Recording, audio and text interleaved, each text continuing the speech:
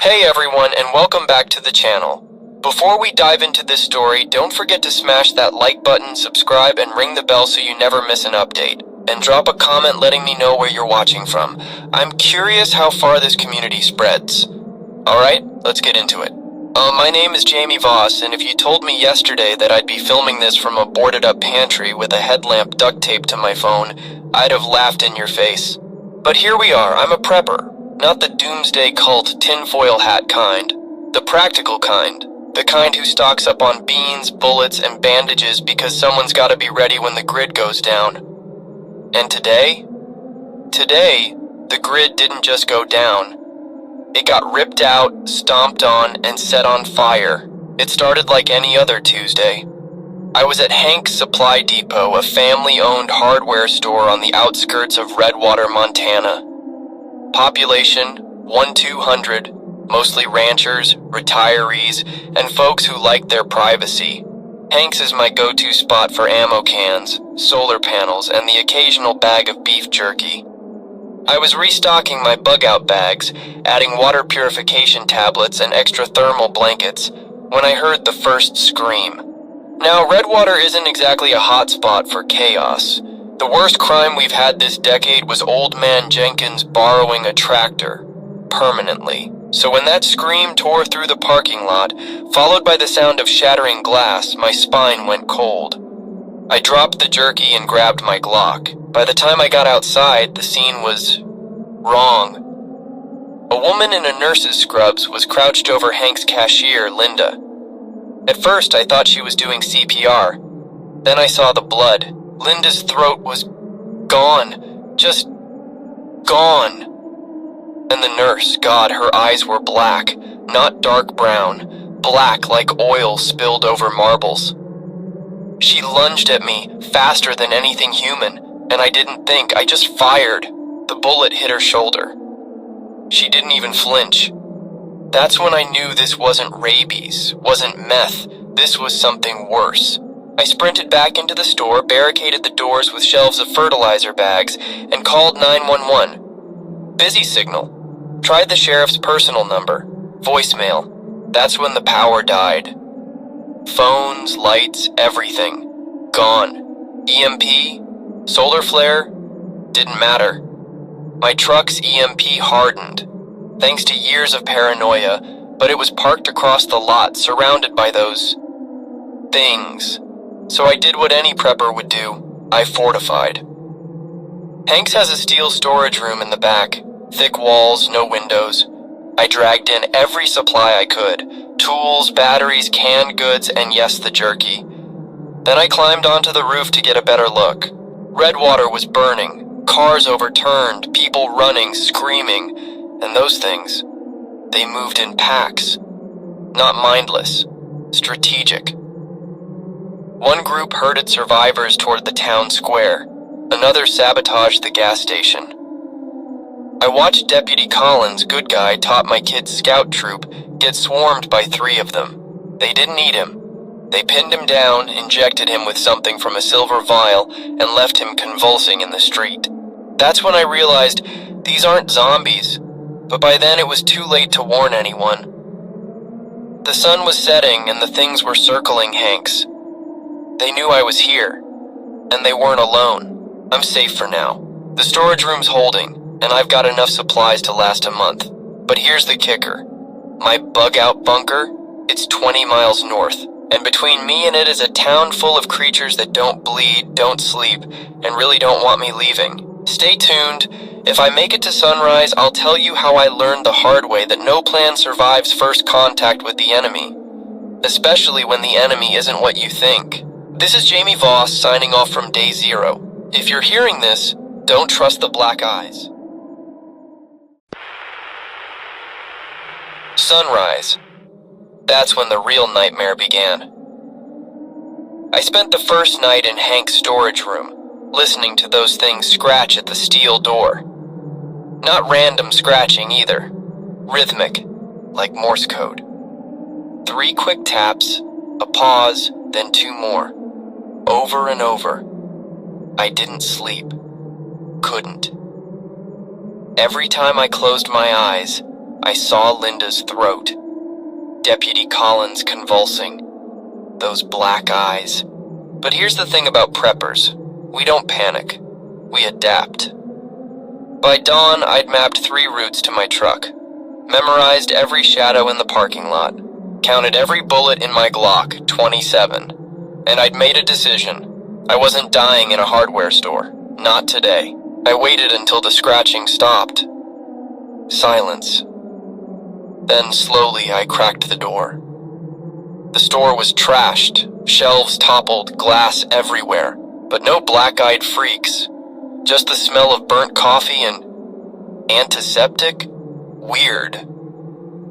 I crept to the front window, careful to stay low. The parking lot was a war zone. My truck was still there, thank God, but surrounded by 4 of them. 2 wore lab coats. 1 had a security guard uniform. The 4th was Linda, or what was left of her.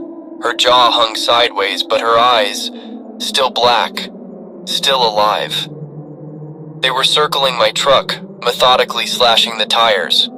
Not random vandalism. They were trapping me. That's when I noticed the drones. Small, sleek, military grade. 2 of them buzzed overhead, scanning the lot. 1 stopped, hovered, and pointed a camera right at me. I ducked, but it was too late. The things below froze, tilted their heads like dogs hearing a whistle, then sprinted toward the store. I bolted for the storage room, but Linda cut me off. She moved wrong. Jerky like a puppet on strings. I raised my Glock, but she didn't attack. Just stood there twitching as the others surrounded me. The security guard pulled out a syringe, same silver vial I'd seen them use on Deputy Collins. "Don't fight!" Linda gurgled. Her voice was wet, broken, but human. "They'll fix you." I shot her in the knee. She collapsed, but the others didn't flinch. The guard lunged, syringe glinting. I grabbed a can of spray paint off the shelf, shook it, and blasted his eyes. He screamed, actually screamed, and clawed at his face. Human reaction, not zombie. That's all the opening I needed. I sprinted past them, vaulted the checkout counter, and slammed the emergency exit. The alarm blared, drawing every creature in a half-mile radius. Stupid move? Maybe. But it gave me cover to reach my truck. The EMP had fried most vehicles, but my baby's a 1983 Chevy K10 with 0 computers. Pure steel and spite. I hotwired it in 3 seconds. Thanks, YouTube. And peeled out, running over a lab coat freak in the process. Felt the tires thump. Didn't look back. Redwater was worse in daylight. The town square was cordoned off with makeshift barricades, school buses, dumpsters, even a fire truck. Survivors huddled inside, waving white flags. But here's the kicker. The things weren't attacking them. They were guarding them. Standing at the barricades like soldiers, staring blankly. I swerved to avoid a crater in the road. Looked like a grenade blast. That's when the drone dive-bombed me. It smashed through my windshield, rotor blades slicing my forearm. I lost control, skidded into a ditch, and blacked out. Woke up to someone dragging me out of the truck. A kid. Couldn't have been older than 16. Gas station attendant uniform. Black eyes. "Stop! Struggling," he hissed. His breath smelled like chlorine. "The serum. It helps." I kneed him in the gut, grabbed my bug-out bag, and ran. Didn't know where, just away. Ended up in the woods behind the Redwater Baptist Church. That's where I found the bunker. Not mine, someone else's. Half buried under a pile of leaves, the hatch was rusted but intact. Combination lock. Took me 6 tries to crack it. Birthdays, anniversaries, amateurs. Inside? A prepper's wet dream. Solar generators, MREs, antibiotics, and a ham radio. I patched my arm up, 14 stitches, thanks for asking, and tried the radio. Most channels were static. Then I hit a military frequency. A looped message. Outbreak contained to Sector 47. Neutralize infected. Avoid silver vials. Asset retrieval priority. Sector 47. That's us. Redwater's zip code. But the real shock came an hour later. The radio crackled to life with a voice I knew. Jamie? Jamie, you there? My wife, Sarah, who, according to my GPS tracker, should have been 300 miles away at her sister's. Sarah? Where are you? The bunker. Our bunker. They're saying it's a terrorist attack, but Jamie, the people here aren't sick. They're changing, getting stronger, faster. They've got these black eyes, but they're still them, and they're asking for you. By name. The line went dead. So here's where I am now, in a stranger's bunker, bleeding through my bandages, realizing this isn't an outbreak. It's a rollout. They're not infecting people, they're upgrading them, and for some reason, I'm on the guest list. But Sarah's out there, in our bunker, with them. I've got a map, a shotgun, and a truck that's seen better days. 20 miles never sounded so far. If you're watching this, don't trust the voices, even the ones you love.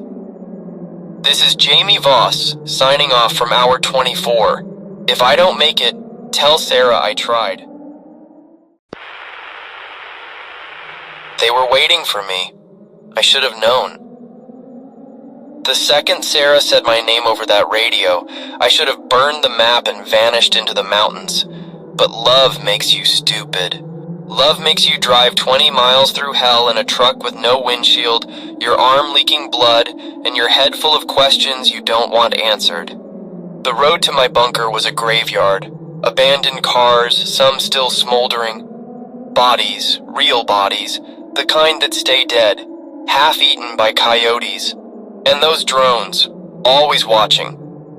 I stuck to the tree line, off-roading through mud and scree until I saw the ridge where I'd buried my bunker 10 years ago. The entrance was hidden under a false rock face, GPS tagged to look like a landslide on satellite. Or so I thought. When I crested the hill, the rock face was gone, blown apart. Concrete rubble, rebar twisted like licorice, and standing in the wreckage, Sarah, my Sarah.